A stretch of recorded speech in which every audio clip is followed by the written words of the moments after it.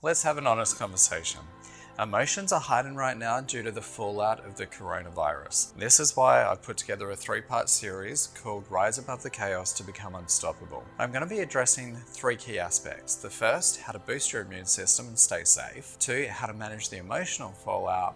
And 3, finally, how to manage the economic impact and regain emotional control. But first, let me say it is critical that we follow the advice from the doctors and take precautionary steps and avoid at all costs sharing misleading health information online that isn't backed up by research.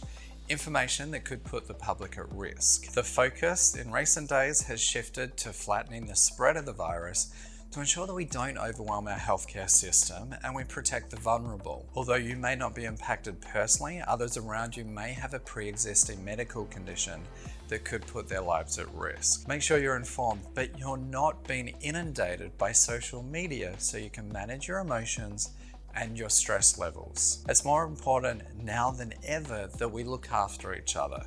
Mental health issues will increase over the coming months as we deal with the emotional and the economic fallout. It's important to be prepared, not panicked, and we need for each of us to step up, calm down, and cover the basics. Now, while the following suggestions aren't ways to prevent you from contracting the virus, there are easy ways to keep yourself as healthy as possible by focusing on boosting your immune system to give yourself a fighting chance. Number 1, sleep. As noted in a recent study from the Sleep Foundation, without sufficient sleep, your body makes fewer cytokines, which is a type of protein that targets infections and inflammation, effectively creating an immune response. Cytokines are both produced and released during sleep, causing a double whammy if you skimp on shut-eye. Chronic sleep even makes the flu vaccine less effective by reducing your body's ability to respond. Consequently, the study advises taking 2 30-minute or less daily naps to help mitigate sleep deprivation's effects on the immune system. But if you're having a difficult time getting to sleep, you can also try binaural beats. Binaural beats have shown that the brain actually synchronizes with that particular frequency after a certain period of time. So make sure if you're going to use binaural beats, you ensure that it has delta waves to sync your brain and help get that deep restorative sleep. Now, when we enter deep sleep, that's the particular phase of sleep in which the brain's system activates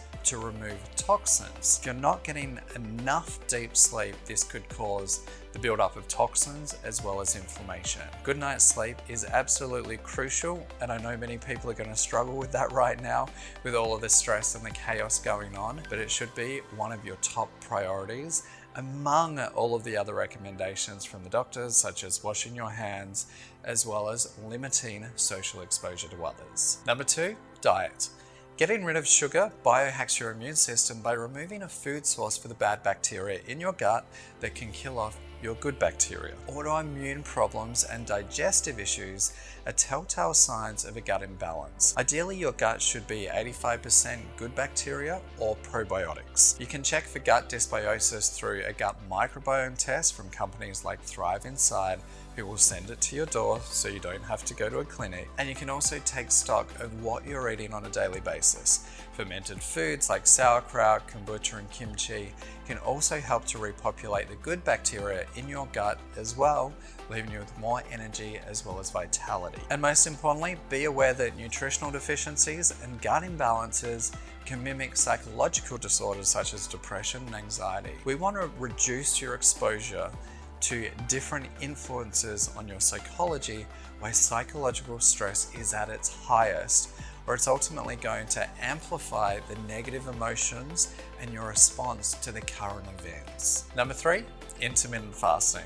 It's been shown for centuries that fasting has been used as a health protocol. A great healer in the Western tradition wrote 500 years ago that fasting is the greatest remedy, the physician within. In 2014, Dr. Walter Longo of the University of Southern California discovered that fasting for 3 days, having nothing but water, could essentially reset the immune system. As summarized on human.com, holding off on eating for at least 16 to 18 hours after your last meal allows your body's attention to become focused on their current immune cells, recycling them and getting rid of the damaged cells. This means that during the fast, your body is running lean and mean with its white blood cells. This practice, of course, should only be done if you're already healthy, and the easiest fast to do is the 16 to 18 hour fast a day, in which you sleep most of the time anyway. Number 4, mindfulness meditation to reduce stress and cortisol.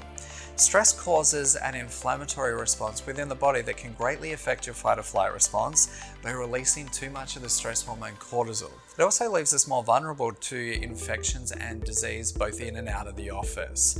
That's why mindfully meditating has become a must for any biohacking entrepreneur. There are various forms of mindfulness practices ranging from the slow moving poses of yoga and Tai Chi to a myriad of breathing techniques. And a recent study in translational psychiatry adds that there seems to be something intrinsic about meditation itself that can shift gene expression and even boost mood over time. To begin meditating, you could download something as simple as the Headspace app and practice meditating on a daily basis, whether it be 5, 10, then 20 minutes, gradually build up to it to reduce stress, so you will reduce cortisol and you can get back into your calm, rational mind to make strategic decisions as to what you need to do right now. Now, as we know, there's not only going to be an economic impact, there's also going to be a psychological impact on most of the world. We need to make sure that we're looking after ourselves so that we can look after the vulnerable